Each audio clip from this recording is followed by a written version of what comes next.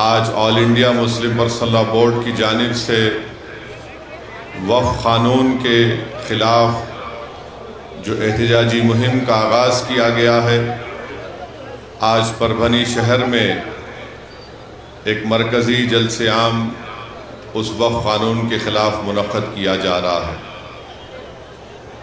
عزیزان ملت اسلامیہ، آپ جانتے ہیں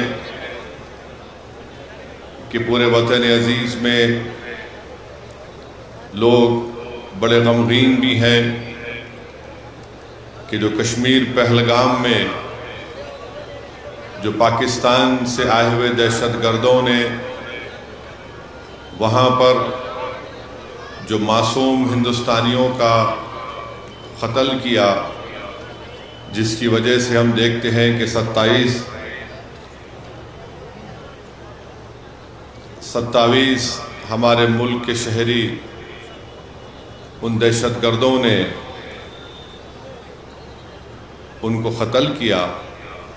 تو میں حضرت مولانا عمرین رحمانی صاحب سے اجازت لیا ہوں کہ میری آپ سے گزارش ہے کہ ہم تمام لوگ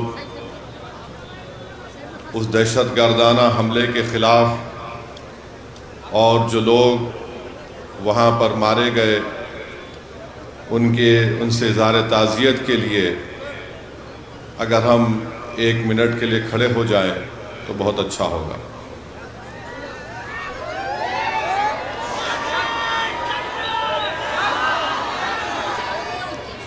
عزیزان ملت، اس دہشت گردانہ حملے کے خلاف کشمیر سے لے کر ملک کے کونے کونے میں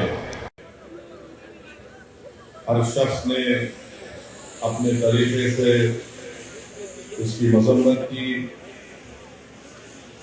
اور اپنے طریقے سے اظہار تعزیت بھی پیش کیا۔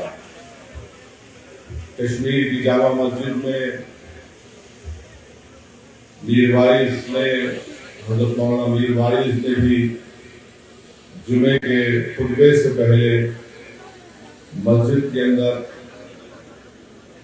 اس دہشت گردانہ حملے کے خلاف اظہار تعزیت کو پیش کیا۔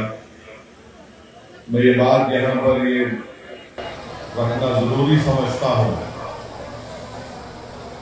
کہ ہم یہ دیکھ رہے ہیں، بلکہ برسوں سے دیکھ رہے ہیں کہ پاکستان سے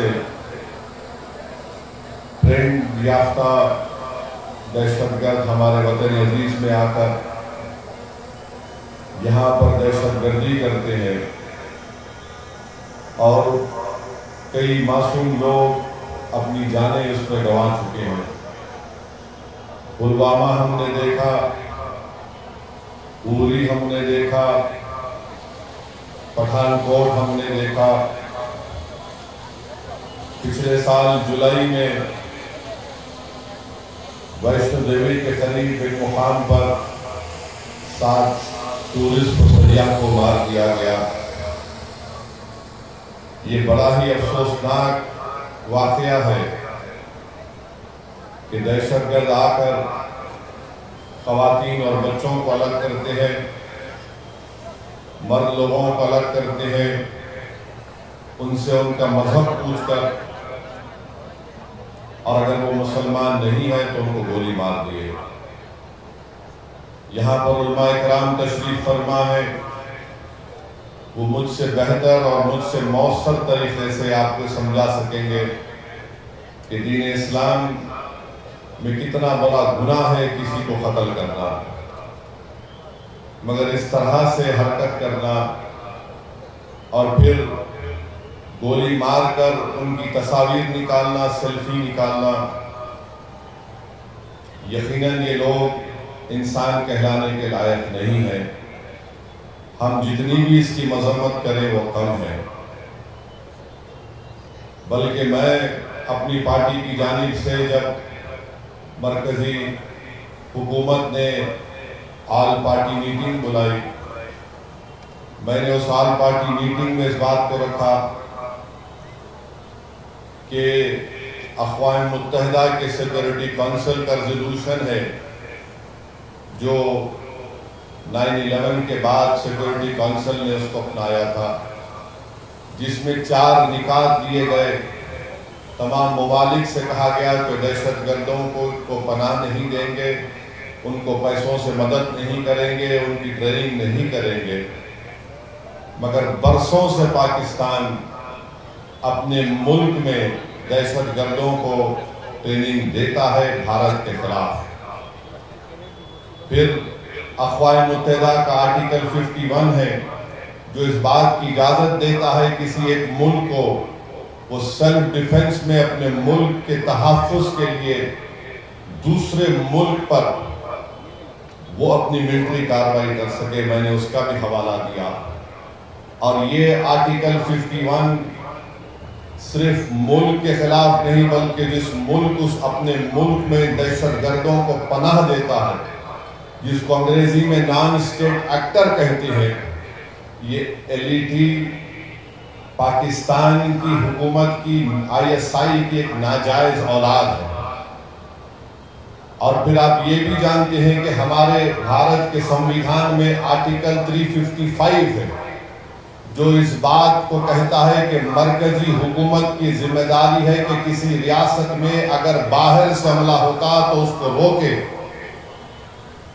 اور بین الاقوامی قانون ہم کو اس بات کی اجازت دیتا ہے کہ ہم پاکستان کی ایئر فورس، پاکستان کی نیوی کا بلاکیٹ کریں، اور کرنا بھی چاہیے. ہم کو اس بات کی اجازت دیتا ہے کہ ہم انٹرنیٹ کا اس کو جیم کریں، ہیکنگ کرائیں ہمارے ایتھیکل ہیکرز کے ساتھ جو اس ملک میں بڑے پیمانے پر ہیں. میں مرکزی حکومت سے اس بات کا مطالبہ کرتا ہوں، بھارت کے وزیر اعظم سے، کہ وہ فائنینشیل ایکشن ٹاسک فورس ہے جس کو FATF کہتے ہیں، حکومت کی ذمہ داری یہ ہے کہ پاکستان کو گرے لسٹ میں ڈالے FATF کی، اور اسی طریقے سے ان کو معاشی طور پر پاکستان کو ہم کمزور کرنا بہت ضروری ہے. اور جو لوگ آج پاکستان میں بیٹھ کر بکواس کرتے ہیں، میں ان سے کہنا چاہ رہا ہوں کہ آپ بھارت سے آپ کا وقت آدھا گھنٹے پیچھے ہے. اب جیسا یہاں 6:15 ہو رہے ہیں، وہاں پر 6:45 ہو رہے ہیں. مورو آدھا گھنٹہ پیچھے نہیں ہے، وہ آدھی صدی بھارت سے پیچھے ہے. اور یہ بار بار یہ غلط بات وہاں کے لوگ کرتے ہیں، ارے ہمارے ملک کا بجٹ جو ہے، تمہارے ملک کا بجٹ ہمارے ملٹری کے بجٹ کے برابر نہیں ہے. تم برابری کرنا تو دور کی بات، تم اگر اسی طرح کرتے رہو گے، یہ بار بار پاکستان یہ کہتا ہے کہ ہم نیوکلیئر بام ہمارے پاس ہے، ایٹمی بام ہے. یاد رکھیے اگر آپ کسی ملک کے اندر جا کر معصوم لوگوں کو ماریں گے تو کوئی بھی ملک خاموش نہیں بیٹھنے والا ہے، چاہے حکومت کسی کی بھی ہو.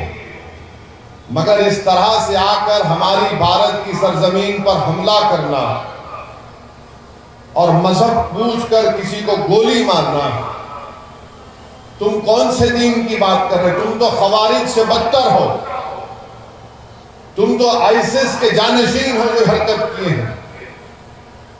تو میرے عزیز دوستوں اور بزرگوں، ہم ہمارے ملک کے وزیر اعظم سے بھی کہیں گے کہ جب کشمیر ہمارا اٹوٹ حصہ ہے اور رہے گا انشاءاللہ، تو کشمیری بھی ہمارا اٹوٹ حصہ ہے.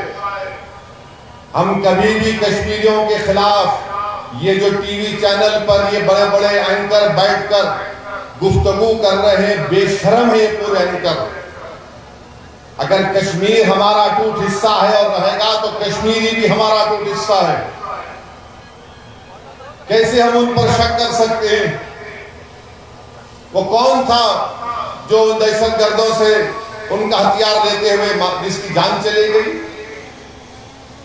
وہ کون تھا جو اپنے کندھے پر زخمی لوگوں کو بٹھا کر 40 منٹ چل کر نیچے لے کر آیا؟ وہ کون تھا؟ کشمیری تھا جو ایک معصوم بچے کو اٹھا کر اس کی جان بچا رہا تھا. تو یہ جو ہمارے وطن عزیز میں کشمیریوں کے خلاف ایک نفرت پیدا کرنے کی کوشش کی جا رہی ہے، غلط ہے. ایسے نازک وقت پہ بھارت کو ایک ہو کر جو پڑوسی دشمن ہے اس کے خلاف اگر جواب دینا ہے تو ہم کو متحد رہنا پڑے گا. پاکستان یہی چاہتا ہے، ISI یہی چاہتی ہے، LED یہی چاہتا ہے کہ اس ملک میں ہندو اور مسلمانوں میں اور اختلافات بڑھیں۔ تو جو ٹی وی چینل پر بیٹھ کر اپنے TRP ریٹنگ کے لیے گندگی بک رہے ہیں، میں تم سے کہہ رہا ہوں کم سے کم تھوڑے دن تو ٹھہر جاؤ، تھوڑے دن تو ٹھہر جاؤ۔ تم تو سال کے 12 مہینے روز تم بکواس بکتے ہو، مگر یہ وقت نہیں ہے۔ اس وقت پر ملک کو متحد رہنا ہے، اور ہم مرکزی حکومت سے بھی کہتے ہیں کہ آپ کو جو کارروائی مناسب سمجھتے ہیں کارروائی کریے۔